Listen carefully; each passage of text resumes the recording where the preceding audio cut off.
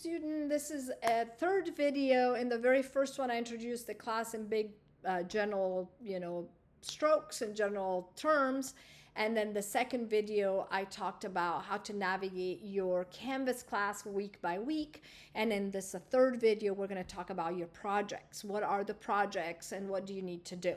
So as I said in my past video, you can go in and find the deadline week by week, but you can also go at the very bottom and open up just the project or just the discussion or just the exercises. So I'm going to open up the projects so we can focus on that. It looks like a long list, but it's because your projects are divided into different resources to make sure you understand them well. For example, the first project, you can see that each project has an outline. Project 01 outline, Project 02A outline, Project 02B outline, and 03. Now, why do we have A and B? Because I've always loved to give my student choices. So I at least put one project that you decide which one you want to do. So you obviously have to do project 01 and project 03. But for the two, you can decide if you want to do the 2A or the 2B. And I'm going to tell you in a minute what all the projects are. So if you go into the outline for each project, it will tell you what the project is about. For example, in the case of the first project is to be done in Photoshop. And it requires that you go in and choose a word, and then you depict the meaning of that word with imagery. So for example, in this case, the student chose chomp. By the way, it has to be a verb or an adjective. It cannot be a noun. It has to be a verb or an adjective. Like kickflip or disoriented. This guy is kickflipping. This guy is emotional. It's kind of, you have to decide what you want to depict and then go in and choose the images to make that depiction. So it has to have separate component. It has to have a verb or an adjective, as I said, and that is kind of a title, so it's kind of bigger. Then you want to have the definition of that word, and that's generally smaller, secondary. You want to have a background image or multiple background images that you're compositing together. You want to have a figure, and then you want to have vector graphics. Now, for now, we do vector graphics in Photoshop. I'll show you that you can do vector in Photoshop. We will take this exercise in one of the demos in the following weeks. We have week 1 and 2 is Photoshop, and then 3 and 4 is Illustrator, and then the last part is InDesign. It's kind of hard to break it down like that. It's a little rigid. You'll see that we kind of use the software, mingle the software as well. So what you can do is take this poster you created and do the graphics in Illustrator. It will be something that you will play with for sure. But for the purpose of this task, you have to choose again, a verb or an adjective, and decide how to depict it with these ingredients, with these components. I always put student work. It's always nice to see past student work, so you kind of get a sense of what you need to do. So the second link for each project is the process, means how to, basically progress through the exercise.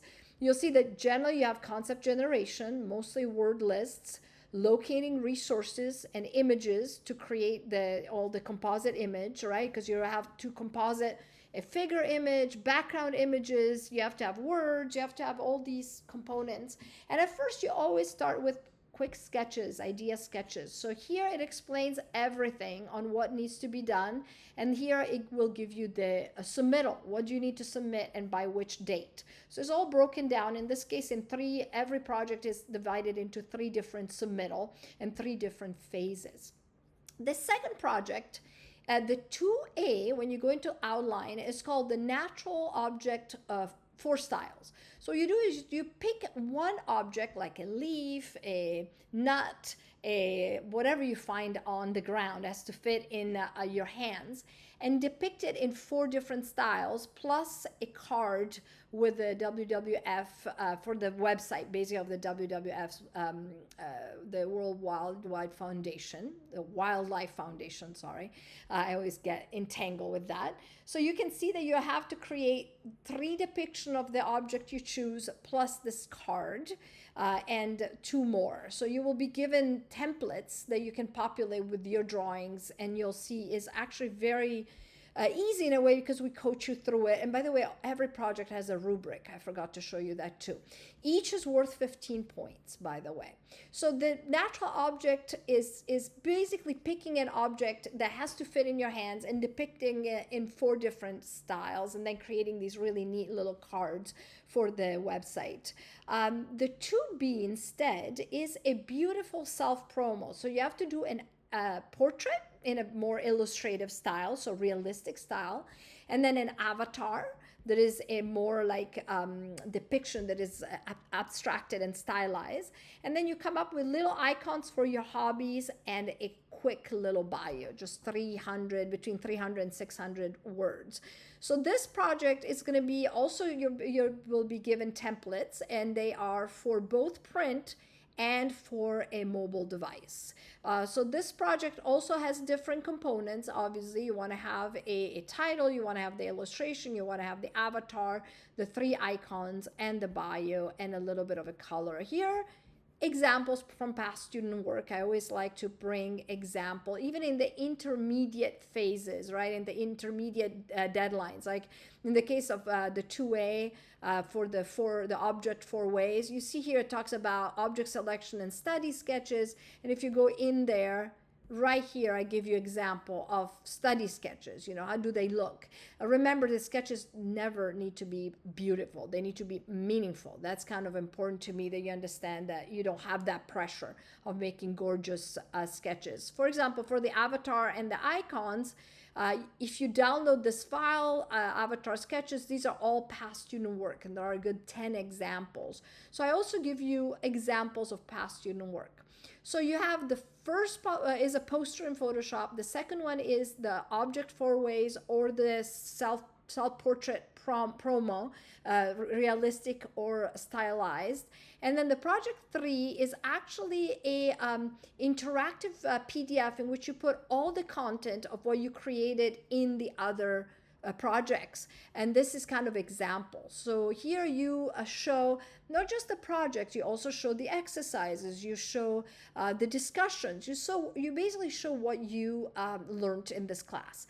It's 20 pages, and is all created in InDesign. And the beautiful part is it has buttons. It's truly interactive. It's a really neat piece that kind of teaches you, if you ever want to apply for a job or communicate an idea, how you could put it together in a way that is very quick to navigate, and also smart in terms of design, how to make sure that, for example, navigation always stays in the same place. So we'll talk about UI, UX in that project, the user experience. So these are the projects. You have 3 projects broken down in 3 different deadlines each, earning each 15 points. And I am doing my best to be very, very descriptive and give you example even from past student work. Again, though, if I'm not descriptive enough, please ask questions. Remember, I'm doing my best here to be clear, but it's not always easy.